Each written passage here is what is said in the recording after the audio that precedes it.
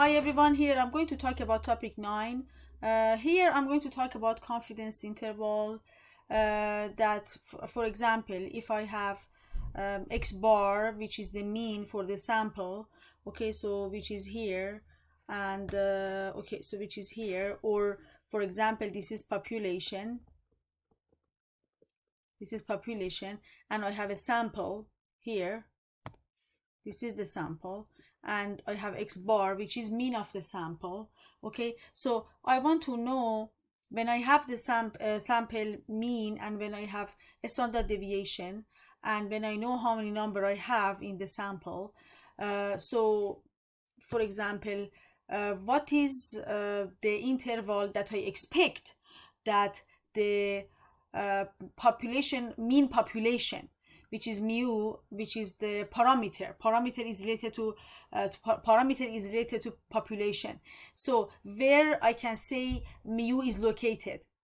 Okay, so I have x bar, I have x bar, mean of the sample, I have standard deviation of sample, I have the number in the sample, how many data, and then I want to know, okay, so for example, if I tell you, so just do 90% confidence interval, so means I want you to tell me a 90% confidence interval for mean in the population is from here to here, means we are 90% confident. We are 90% confident that we don't know what is population, what is mean of the population. We don't know what is population mean, but we know it's 90%. We are 90% confident, or 95% confident, or 99% confident, 50% confident. Depends on the so t that I choose. I'm going to show you that population mean is from this value to that value. Okay, so look at this. See, if I have x bar, and if I have s as a standard deviation, if I have number n, okay, so I can choose t from the confidence table. Okay, so from confidence table, how much confident I want to be. Okay, so how confident I want to be. Okay, so I choose a t from the confidence table, and then I say, okay, if I know x bar, if I know s, if I don't know number, if I choose t from the table, then I can calculate this value, and I can calculate this value, and I can say I am 90% confident that population mean, I don't know what is population mean, but it's from here to here, between these two values. Okay, so what do I mean by t? See, depends on the number of data that you have. Okay, this is number of data that you have, and when you reach to 25, after 25 you have to use infinity. Okay, and depends on how confident you want to be, 50%, 90%, 95%, or 99%. You can choose t. Look, if you have just a less number of data, t is very large, so means the interval is going to be very wide. So as I continue to have more data, so for example 25, more than 25, which is infinity, I use this one. When I have more than 25, I can see t decreases, so the interval will be smaller and smaller. Okay, so again here, check this, again here, when I am 50% confident, t is very small. When I want to be 99% confident, t will be larger, because the interval will be larger. Okay,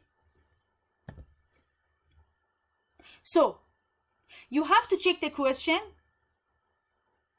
then you have to see how many data you have, how confident you want to be, and come to the table and choose t. Then you substitute here. This is for x bar, that's for t, that's s, radical n. Radical n is just in the denominator of ts, is not in denominator all of them, so it's not this. No, it's not. It's just that. X bar minus this, x bar plus this. Okay? How about this question? The question, it says the observed mean of a series of trial is 1.69. This is x bar. What is S? Okay, let's use C. S is 0.05. How many data? 5. Okay, if I have, okay, how confident I want to be? 90%. Okay, 90% T is 5. Okay, 90% T is 5. Okay, so it is 2.132. 2.132, yes, which is yellow here. Okay, so I substitute it here and I just calculate. So the mean of sample is 1.69. When I calculate this and I calculate this and then I round it, I can say I am 90% confident that the population mean is somewhere between this to this. Okay? Here I do have a small standard deviation. Look at this. When you have a small standard deviation, so look at this formula. When you have a small standard deviation, so a small here, okay, so the interval won't be very large because this TS divided by radical n won't be that big if S is a small. Okay, if I have a large number for n, so denominator is very large, so the whole fraction is a small, so the interval will be a small. For example, like here, see, S is a small 0.05. Okay, and the interval is from 1.64 to 1.74. So it's not that large. Okay, so I am 90% confident that the mean population is from here to here. So you just have to calculate. Okay, so the larger the number, the smaller the interval. The smaller the standard deviation, the smaller the interval, because that has effect. Because when I substitute here, I see, oh, okay, T and S, if they are small and n is large, then TS divided by radical n will be a small number. Okay, and then I can say how confident I am that the mean population is going to be in this interval. Okay, so notice that with a larger S, see, it says with a larger S, okay, that interval increases, so that interval will be bigger. So we are not that precise about mu, okay, and here it shows x bar, no, just mu, okay, and with a larger n, okay, so if I have more number, okay, the interval will be smaller. So this is what I said. Okay, so you can do these questions, for example, part A and part B, and find the interval.